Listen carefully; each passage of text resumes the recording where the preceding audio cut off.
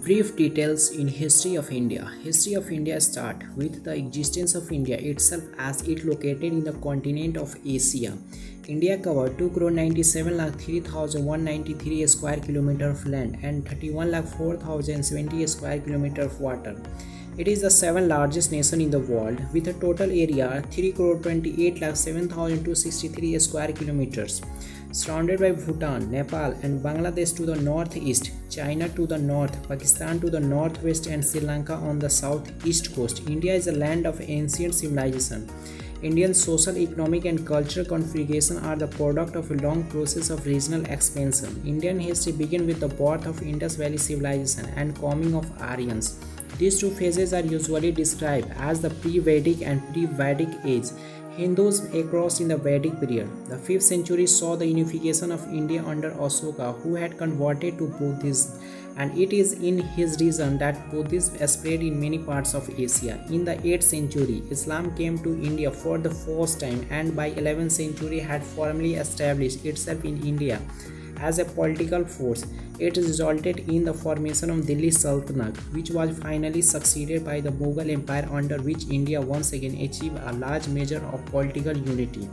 It was in the 17th century that the Europeans came to India. This coincided with the disintegration of Mughal Empire, paving the way of regional state in the contest for supremacy. The English emerged victors. The rebellion of 1857-58, which sought to restore India's supremacy, was crushed, and with the subsequent crowning of Victoria, of Empress of India, the incorporation of India into empire was complete. It was followed by India's struggle for independence, which we got in the year 1947. Let's start in details. Ancient Indian history. The history of India begins with the Indus Valley Civilization and the coming of Aryans. These two phases are generally described as the pre-Vedic and Vedic periods. The earliest literacy source that shed light on India passed in the Rig Veda. It is difficult to date this work or any accuracy on the basis of tradition and ambiguous astronomical information contained in the hymns. Indus Valley Civilization, which flourished between 2800 BC and 1800 BC, had an advanced and flourished economic system. The Indus Valley people practiced agriculture, domesticated animals, made tools and weapons from copper, bronze and tin, and even traded with some Middle East country. The Indus Valley Civilization. A long time ago in the Eastern world, there rose a few civilizations. The main reason for the rise of these urban civilizations were access to river, which served various functions of human being, along with the Mesopotamian civilization and the Egyptian civilization. Rose the Indus Valley Civilization, spanning northwest India and modern-day Pakistan. The largest among the three civilizations, the Indus Valley Civilization flourished around 2600 BC, at which time agriculture in India started flourishing. The fertile Indus Valley Civilization made it possible for agriculture to be carried out on a large scale. The most well-known towns of the Indus Valley Civilization in today dates are Mohenjo-daro and Harappa. Unearthing these two towns show excavator glimpses in the richness of Indus Valley Civilization. Evidence in ruins and things like household articles and war weapons, gold and silver ornaments and so on. The people of Indus Valley Civilization live in well-planned towns and well-designed houses, made a backbone in any era of developments. In prosperity, civilization unfortunately came to an end by around 1300 BC, mainly due to natural calamity. Vedic civilization. The next era that India saw was that of the Vedic civilization, flourished along the river Saraswati, named after the Veda, which depict the early literature of the Hindus. The two greatest epics of the period were the Ramayana and Mahabharata, still held in great reverence by the flower of Hindus. Buddhism era. Next came the Buddhism era during the time of Mahajanpada, which were the 16 great powers during the 7th and 6th century BC. Prominent power at the time were Sakya and Kapilavastu, and the Lichvi of Vaisali. Buddha, whose original name was Siddhartha Gautam, was born in Lumbini near Kapilavastu, and the founder of Buddhism, a religious based on spiritualism. He died at the age of 80 in 480 BC.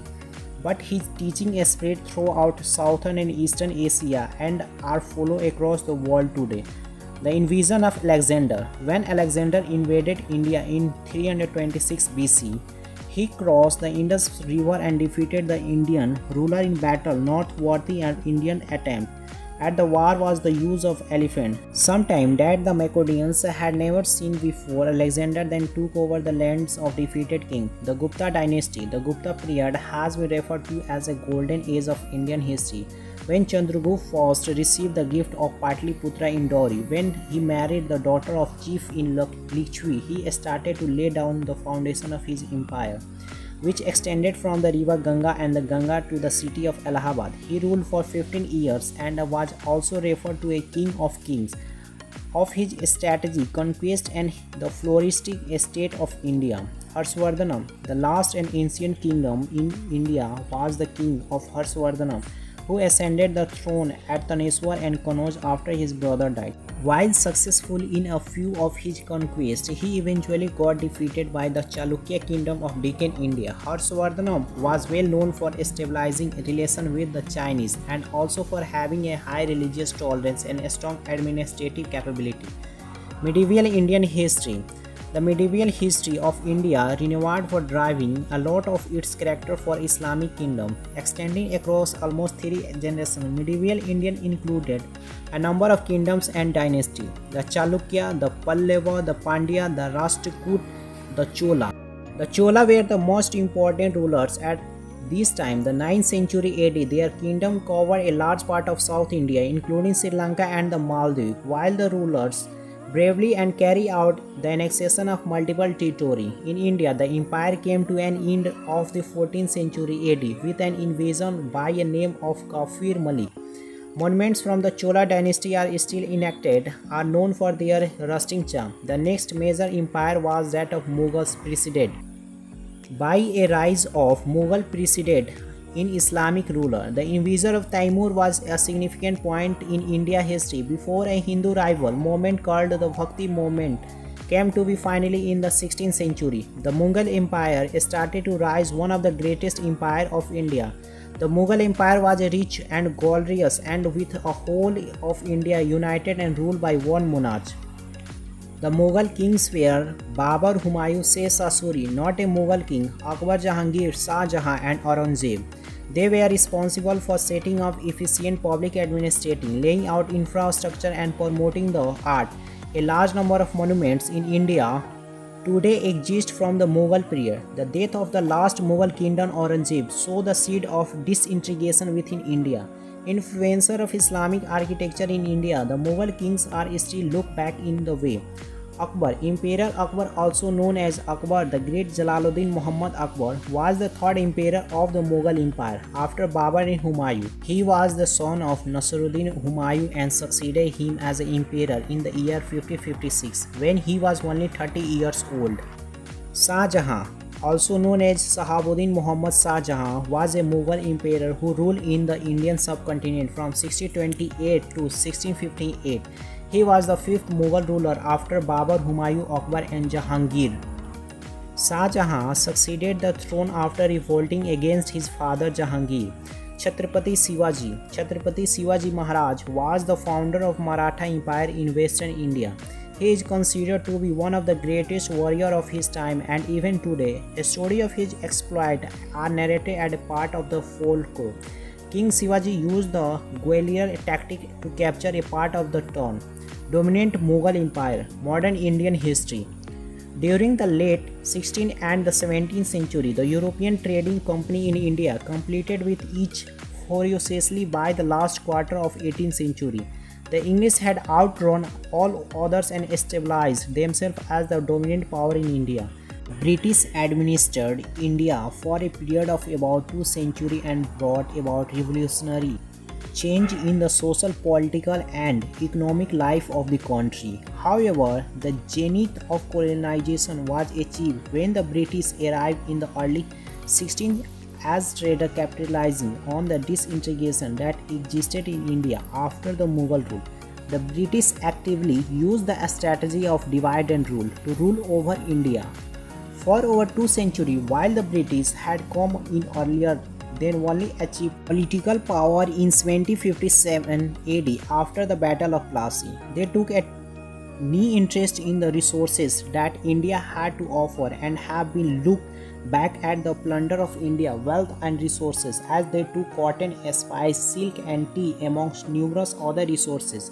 While they did lay out a massive chunk of Indian infrastructure by also bringing the Indians' steam engine, it is seldom looked back at an equal relationship. The British Raj was devised and pit Indians against one another on the basis of religious and also mistreated the laborers. The Indians were essentially slaves of the British rule and were working hard without any returns on their work. This naturally led to multiple mutinies and prominent freedom fighters came to a forefront. Different ideologies of thought believed that there were different ways of gaining freedom. However, they also had one common goal: freedom. The British Queen had arrested that the aim of British was to help Indian progress. However, multiple problems arose without the consultations of Indian leaders. One important instance of this was when in the First World War, Britain launched an attack on Germany. On behalf of India, even thought India did not wish for that to happen, and millions of Indian soldiers were at the forefront of the British Indian Army during both the World War, further fueling the Indian resistance. Over a million Indian soldiers were killed in both the World Wars.